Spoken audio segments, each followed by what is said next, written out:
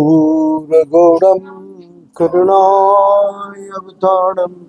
संसारसारं भुजगेन्द्रहारं सदा वसन्तं हृदयारविन्दे भवामि सहितं नमामि। तमेव माता सविता तमेव तमेव बन्धुः सखा तमेव तमेव पिता तमेव तमेव सर्वं ममैव देव। ॐ पूर्णमद पूर्णमिदं पूर्णात् पूर्णमुदच्यते पूर्णस्य पूर्णमादाय पूर्णमेवावशिष्यते। ॐ शान्ति शान्ति शान्ति। नारायण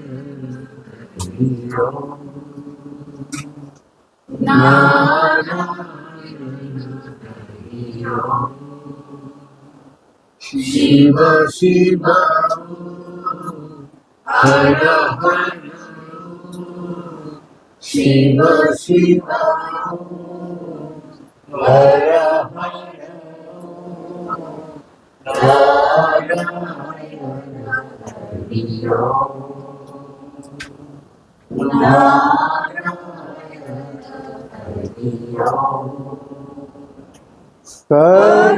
परमात्मा अंतर्यामी परमात्मा अंतर्यामी परमात्मा अंतर्यामी परमात्मा अंतर्यामी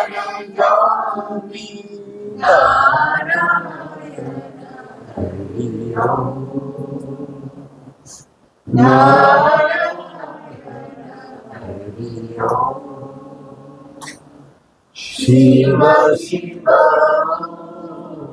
हर हर शिव शिव हर हर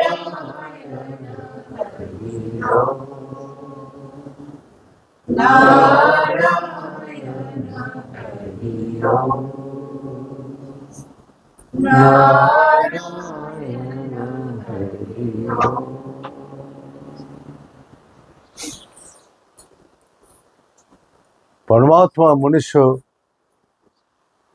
जन्म मिला दिया है,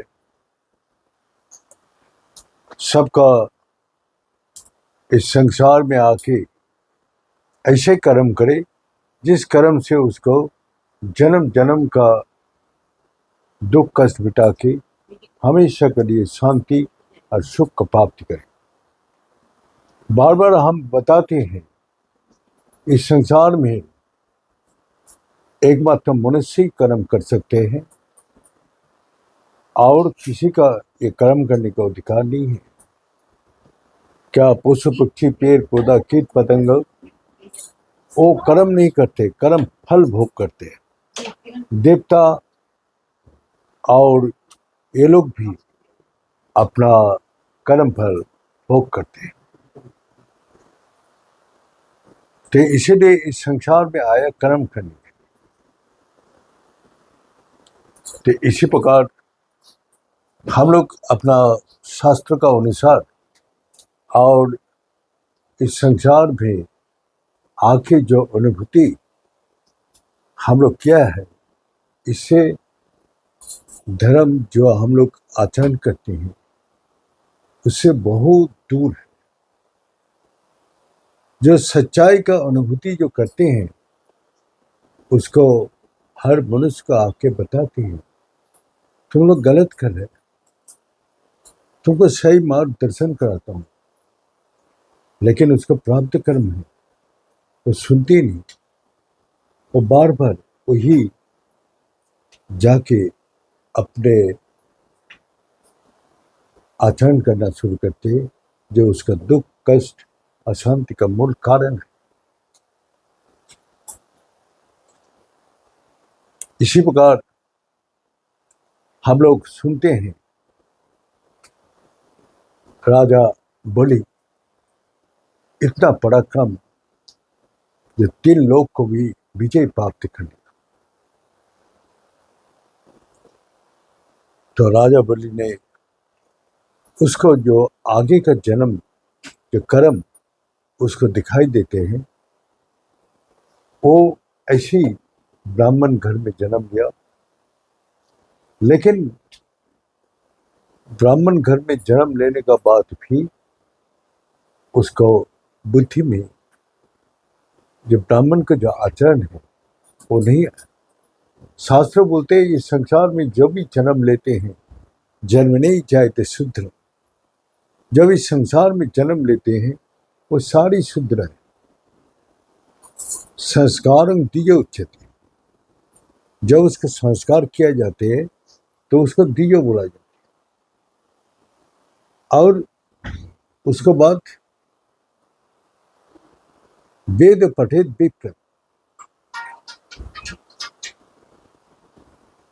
वेद पठित विप्र, वेद पाठ जो करते हैं उसको विप्र बोला जाता है। वो भी माने ब्राह्मण नहीं है।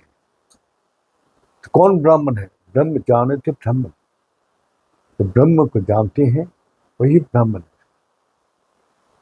तो हम लोग जो जन्म लेते हैं इस संसार में आके सभी शूद्र है। और उसको बाद जब उसके संस्कार किया जाते हैं, क्या हम लोग क्या संस्कार करते हैं? संस्कार का अर्थ हमने इसको पहले दिन भी बताया। ऑलरेडी जो शक्ति है उसके ऊपर धूल मिट्टी पड़ के बा उसके ऊपर कोई पर्दा पड़ के उसको बंद हो गया, लेकिन वो है, अंदर है, लेकिन उसको हम लोग का समझ में नहीं आती। तो उपनयन किया जाते हैं। उपनयन का अर्थ है 2 नयन के समीप एक डैन है। ऑलरेडी है और उस उपनयन का उद्देश्य है उस नेत्र को खोल देना। लेकिन यहाँ हमने जितना भी जगह किया है उपनयन करते हैं वो एक जनेऊ टांग देते हैं और उसके साथ गायत्री मंत्र कान में। या भी जितना भी संस्कार किया है उसको पूछिए, जिसका आंख खुला है कोई बोल नहीं सकते। हमने साउथ में गया तो वहाँ 7 दिन तक बहुत सोगा रिचुअल अनुष्ठान होते रहते हैं।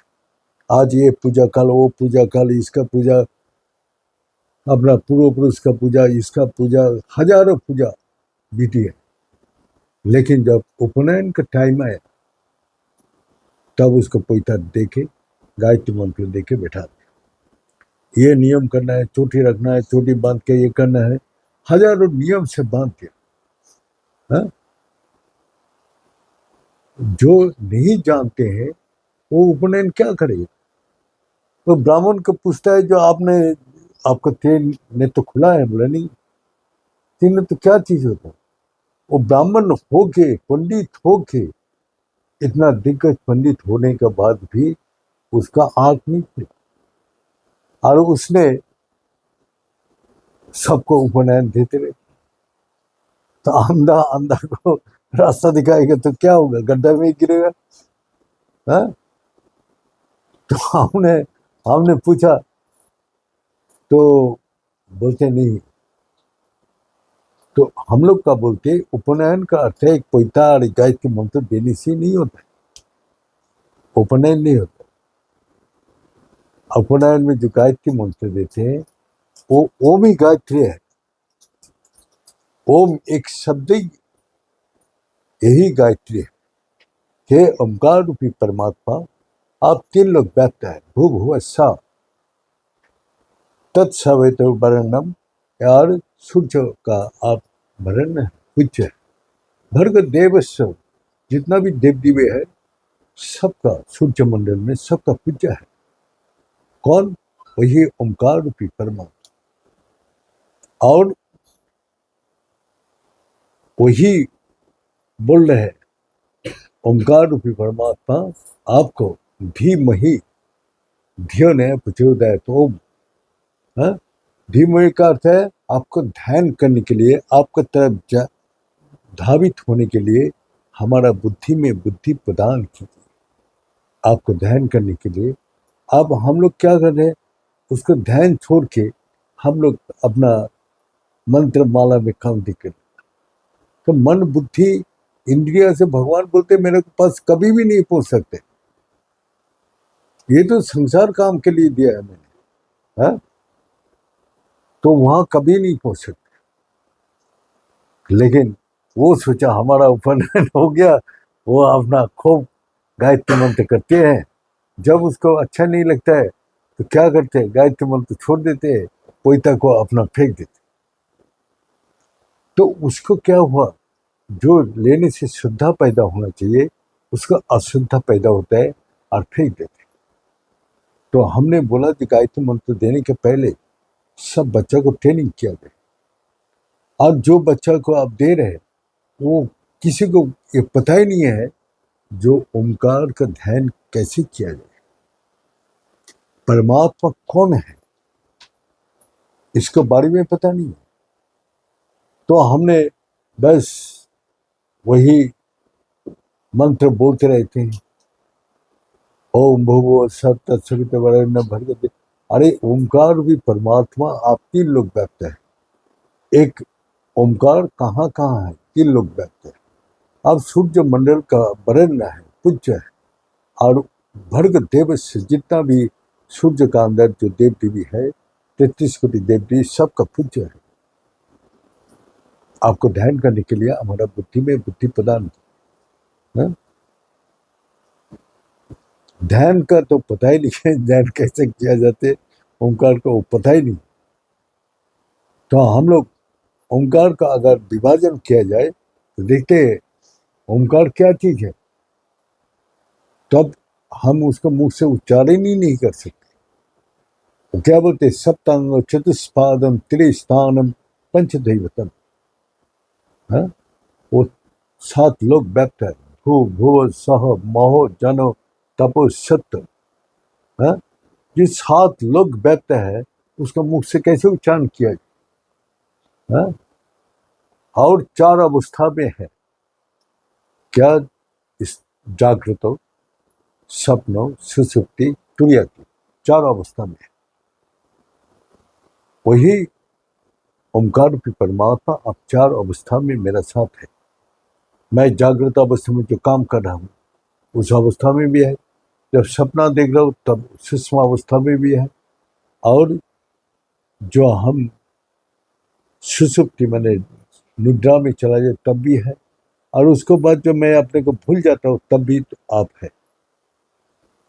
और चतुष्पादम त्रिस्थानम, अतीत वर्तमान भविष्य, 4 स्थान में वो विराजमान है। 3 स्थान में माने अतीत वर्तमान भविष्य। और आप हमेशा चिंता क्या करते हैं, अतीत को चिंता करते हैं, नहीं तो भविष्य की चिंता। आज इस समय आप क्या कर रहे हैं उसके बारे में चिंता ही नहीं करते। हम समय जा रहे हैं लेकिन समय को किस काम में लगा रहा, समय के वापस तो नहीं आएगा, लेकिन बिता समय को नष्ट कर रहे। इतना वैल्यूएबल टाइम हमको जा रहे हैं, तो आयु क्या हमको घटते जा रहे। तो इसको पहले हमको कर लेना चाहिए, सुबह से शीघ्र। या अच्छा काम पहले कर लो और सुबह से काला हरना। और जो समय खराब आती है, आज ना काल, काल ना परसों ठीक आएगा। तो यही है। और पंचदैवतम, आकाश, वायु, सूर्य, धरती और पानी, ये 5 तत्व है। और इस संसार में 5 तत्व छोड़ के और कोई 6 नंबर कोई आजकल बता नहीं सकते, ना साइंटिस्ट कोई साइंटिस्ट आया जो बना सकते।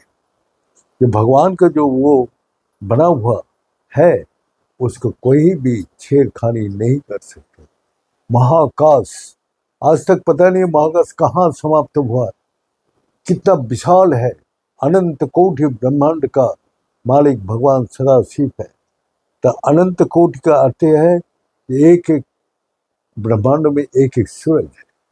तो आपको एक ही सूरज दिखाई देना, तो इसमें हजारों सूरज हैं दिखाई दे रहे। आपको तारा नक्षत्र इस आसमान में भरा हुआ दिखते हैं, लेकिन जब सूरज उगता है तो आसमान में तो रहते, दिखाई देते नहीं, दिखाई देते। तो इसी प्रकार इतना तारा नक्षत्र जो हमारा धरती से कितना गुना बड़ा है, हा? लेकिन हम लोग तो उसका आइडिया ही नहीं कर सकते। अरे ये धरती कहाँ है? महाकाश में तो है। तो हम लोग तो महाकाश में घूम रहे, लेकिन आपको पता चल रहा। तो फिर हम लोग अपने को बहुत ज्ञानी गुणी ये कमाने का धंधा में लगा हुआ है, ये करने में लगा हुआ है। जिस कारण से भेजा है वो तो भूल ही गया, करना ही छोड़ दिया। जाओ बेटा, तुमको दिया है मनुष्य जन्म, जाके वो कर्म करो जो जन्म जन्म का दुख मिटे। अभी आप सुबह सुबह बचपन से लेकर अभी तक जो कर्म किया, सब दुख कष्ट अभाव मिटाने के लिए, सुख शांति पाने के लिए, लेकिन वो थोड़ा देर के लिए मिलता है और हमेशा दुख कष्ट अशांति आपको ऊपर हावी होता है। ये तो आज है कल नहीं है। तो आप ओंकार रूपी परमात्मा को आप मुंह से कैसे उच्चारण कर सकते? तो इसीलिए भगवान बोलते हैं अवाच्य प्रणवसाग्रसम वेद से वेद। जो अवाच्य प्रणव को जानते हैं वही वेद का ज्ञाता है। वेद माने ज्ञान, अतीत वर्तमान भविष्य का। जिसका पास ज्ञान है वही वेद कहता है, वेदविद है, और वेद के सारे तत्व को जानते हैं। तो इसी प्रकार जो हम लोग का क्या करते हैं, ओंकार को वेद पठित विप्र, ओंकार को जो अनुशीलन करते हैं वो विप्र है, वो ब्राह्मण नहीं है, वो भी विप्र है। जब उसको क्या होता है, ओंकार का 5 तत्व है। 5 में क्या है, अ उ म नाथ और बिंदु, 5 है ना। तो इसमें एक अ से सृष्टि करते हैं और उ से विष्णु पालन करते हैं और महेश का रूप से संहार करते हैं। इस संसार के हर चीज जन्म लेते हैं, कुछ दिन अपना रहते हैं, फिर वो चला जाते हैं। और वही जो सुप्त बीच में एक पेड़ का पूर्ण शक्ति होता है, उसको लगा दीजिए, वो सृष्टि होगा। उसमें जब अंकुरित होता है तो अंकुरित करने के लिए आपको क्या चाहिए, सिर्फ मिट्टी में बीज फेंक देने से उग जाएगा? मिट्टी को तैयार करना पड़ेगा। मिट्टी को तैयार करके फिर सकत ना हो, पत्थर ना रहे, उसमें घास फूस ना रहे, सब कुछ को साफ करके फिर उसमें पानी डाल के नरम मिट्टी किया जाते हैं, फिर उसका बीज बोते हैं। तो कोई बीज नीचे तक जाते हैं, कोई मिडिल में जाते हैं, कोई ऊपर तक रह जाते हैं। वही इधर उधर बिखार के पड़ते, तो चिड़िया उड़िया खा जाते हैं, और जो ऊपर बीज रहते थोड़ा देर उठ के खत्म हो जाते। हर बीज पूरा फल नहीं दे सकते।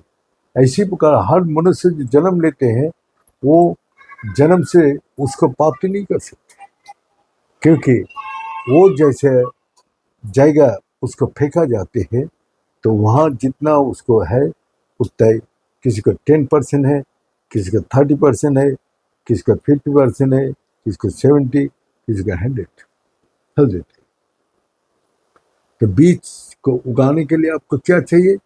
मिट्टी चाहिए, पानी चाहिए, सूरज का लाइट चाहिए, तीनों चीज। अगर तीनों चीज का अंदर एक चीज को छोड़ा जाए तो बीज उगेगा? हाँ, जैसे पानी दिया और मिट्टी दिया, लेकिन सूरज का धूप नहीं लगाया, अपना बीज क्या होगा? नीचे रह के गल जाएगा, सड़ जाएगा। हाँ, अगर हमने मिट्टी दिया, सूरज का लाइट दिया, पानी नहीं दिया, तो जल के खत्म हो जाएगा। तो तीनों चीज इसी प्रकार हम जब अपना मंत्र करते हैं तो तीनों चीज एक जगह होना चाहिए। मन, बुद्धि, इंद्रियां स्थिर होना चाहिए। तो जब मन, बुद्धि, इंद्रिया स्थिर होता है तभी वहां से वो चेतना शक्ति या अंकुरित होता है, चेतना शक्ति निकाल के आती है। और उस चेतना शक्ति को निरंतर चेतना शक्ति रहने के कारण वो बड़ा होते हैं। पेड़ जब बड़ा होते हैं तो हमको दिखाई देते, अरे ये पेड़ बड़ा हो रहा है, देखो। तो क्या है उसका अंदर? वो चेतना शक्ति उसको बड़ा कर रही, और वही चेतना शक्ति उसका आनंद, फल देख के, फूल देख के आपको आनंद मिलता है, फल खा के आनंद मिलता है, उसको छाया में बैठ के हवा खाने से आनंद मिलता है। तो इसी प्रकार वो सत है, चित है और आनंद स्वरूप। तो हर जीव में, हर प्राणी में वो बैठे। तो इसीलिए जो हम जब स्थिर होता है, जब हमारा मन, बुद्धि, इंद्रिया, तब वही अर्ध अर्ध चंद्रमा में हम पहुंचते हैं। अर्ध चंद्रमा में क्या है? शून्य है। चंद्रमा शून्य, जैसे हमने अहंकार शून्य हो गया, हमारा चिंता, भय, अभाव से हमने अभाव से मुक्त हो गया, हमारा सब शून्य हो गया। तो शून्य अवस्था में क्या करते हैं? एनर्जी सीधा ऊपर जाती है। और जब तक हमारा एनर्जी यही चिंता, भय, अभाव, कष्ट, दुख, तकलीफ में रहते तो ऊपर उठने ही नहीं देता उसको। हाँ, उसको ऊपर जैसा आपको हवा लगते हैं, अगर कैंडल जल रहे और लंठी जल रहे तो हवा चले तो वो हिलता है। हिलने के समय आप पेपर लेके पढ़िए तो नहीं पढ़ सकते जब तक वो स्थिर नहीं। तो हमारा मन, बुद्धि जब तक स्थिर नहीं होगा तब तक हमारा एनर्जी ऊपर नहीं जा सकती। ये तो बोलना है, लेकिन करना इतना आसान नहीं है। एक तो शून्य में जाना, सब कुछ छोड़ देना, इतना आसान नहीं है। भगवान तो उसी को देते हैं जो सब कुछ छोड़ के सिर्फ उसी को तरफ जाते हैं। तो चंद्रमा है जो हमारा मन, बुद्धि, इंद्रिय से जो कष्ट, दुख, अभाव, जो चिंता, भय, अपना अहंकार, सब खत्म कर देते, सब शून्य हो जाते। जब शून्य हो जाती तभी एनर्जी कहाँ? बिंदु में जाती है। हाँ? जब बिंदु में पहुंचते हैं तो बिंदु सारी शक्ति का मूल केंद्र है। इसीलिए शिव स्थिर है, तो बिंदु हमेशा स्थिर है। और स्थिर रहने का कारण वो सारी सृष्टि को, सारी माने पालन को और संहार को, वो सब कुछ नियंत्रण कर रहे एक जगह बैठ के। तो इसीलिए हम लोग का जब मन, बुद्धि, इंद्रिया कहाँ जाते हैं? बिंदु में। ओंकार बिंदु संयुक्तम नित्य ध्यान जोगिन काम दमक्षुदम चेगो ओंकारे नमो नमः।